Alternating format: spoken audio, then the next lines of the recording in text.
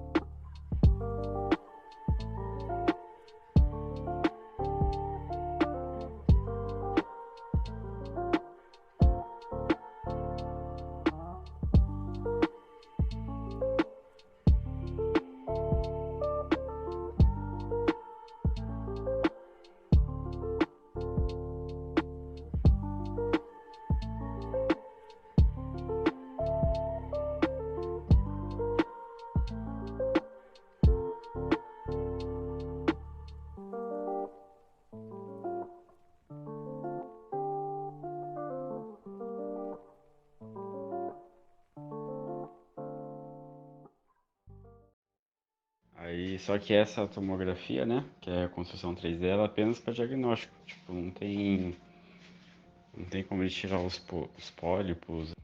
Ele serve só para ver mesmo. Tem também um outro exemplo, é a gastroscopia. O exame ele permite explorar a mucosa da parte alta do tubo digestivo, que vai do esôfago ao duodeno, e assim diagnosticar doenças presentes nesses órgãos. Então, a gastroscopia é basicamente o que a gente conhece, quando fala de endoscopia, automaticamente a gente já pensa, é um exame para verificar a parte ali do estômago, é a parte mais digestiva mesmo.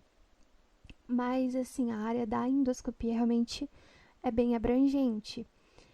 Bom, nessa imagem aqui, as flechinhas, elas estão indicando, ali uma neoplasia, uma alteração. E ali na gastroscopia virtual, que ele gera, a imagem 3D, por conta da tomografia, que tem multislice. Aí ali a gente consegue ver bem nítido essa mudança, A gente consegue ver bem. Tem também um outro, a broncoscopia.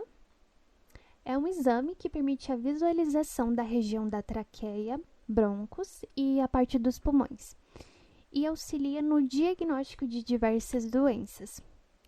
Com a broncoscopia virtual, é possível diagnosticar inúmeras doenças do pulmão, mesmo onde o broncoscópio, que é usado, né, na broncoscopia tradicional, ele não consegue alcançar.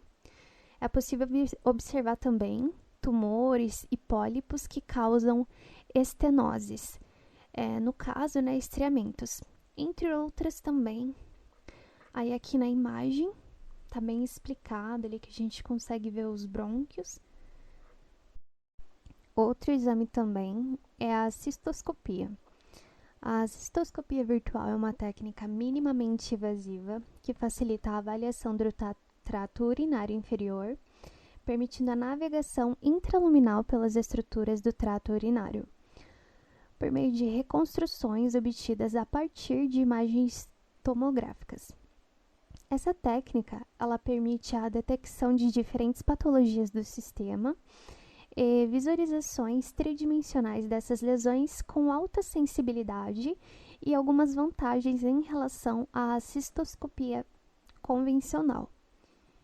Então, esse tipo de exame, cistoscopia virtual, ela acaba às vezes sendo mais precisa do que a convencional. Aqui também tem algumas imagens que ele consegue mostrar ali onde está os cistos e tal.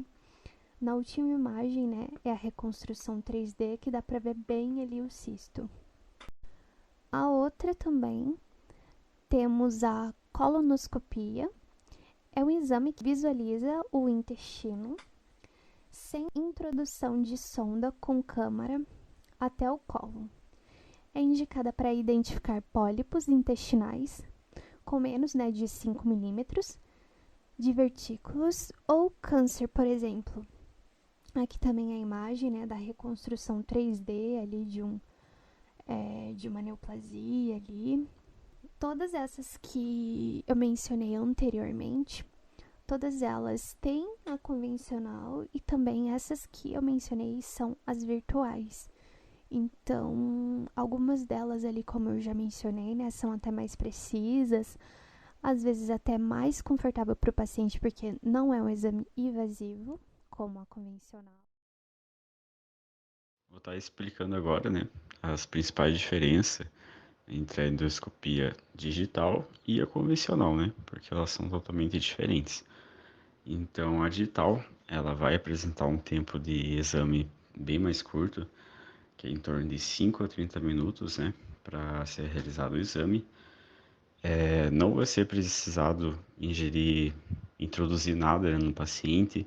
Ele é feito apenas com a tomografia computadorizada, que vai fazer a reconstrução 3D, né, de toda a região ali necessária. Então, essa reconstrução 3D vai evitar o paciente, né, tá precisando estar sedado. Então, até por essa questão, ele não vai precisar usar sedação. Então, pacientes que têm problema ali com o vio de anestesia, tem, né, a coagulação ali. Então, é um exame indicado para essas pessoas também. Apesar de ser, né, bem menos incômodo do que a convencional, é uma ótima opção, né, apenas para diagnóstico. Porém, para biópsia, né, ele acaba sendo não indicado, né? Então, ele vai servir apenas para visualizar a patologia indicada. Já a convencional, ela vai apresentar um tempo de duração maior, em torno de 20 a 40 minutos, pois já tem que ser introduzido o tubo, né, dentro do paciente. O tubo ele contém uma câmera, né, para eles poder visualizar a trajetória do tubo, né, dentro do paciente. Apesar da digital apresentar um caráter apenas diagnóstico, essa ela já consegue tirar os pólipos e pedaços do intestino para biópsia. Então ele já não serve apenas para o diagnóstico, né? Ele já serve ali para estar ajudando na questão. Vai ser um exame indolor, porém vai precisar da sedação, pois, né, há muito incômodo de ser introduzido dentro da boca.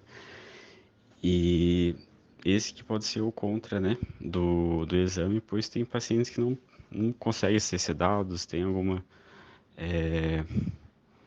dificuldade nessa parte, né? Então, por isso que tem essa grande diferença entre as duas. Esse caso a gente achou interessante trazer. A gente achou dentro do post de uma página no Instagram, Conselho de Radiologia. E é de uma criança de 5 anos que ela ingeriu, né, esse alfinete ali pela garganta. E foi gerado esse corpo estranho dentro da imagem. Quando ela foi fazer o exame de tomografia com o corte sagital, pois ela estava sentindo sinais de rouquidão na voz, né? Tava sentindo algo estranho ali. Então, após ele se submeter ali à tomografia, né? Localizaram onde estava o objeto e o motivo dela estar sentindo esses sintomas. E usaram a endoscopia convencional para tirar esse alfinete, né? Que é introduzido ali pela boca, né? Chegando ali na cavidade, retirando o corpo estranho do corpo da criança.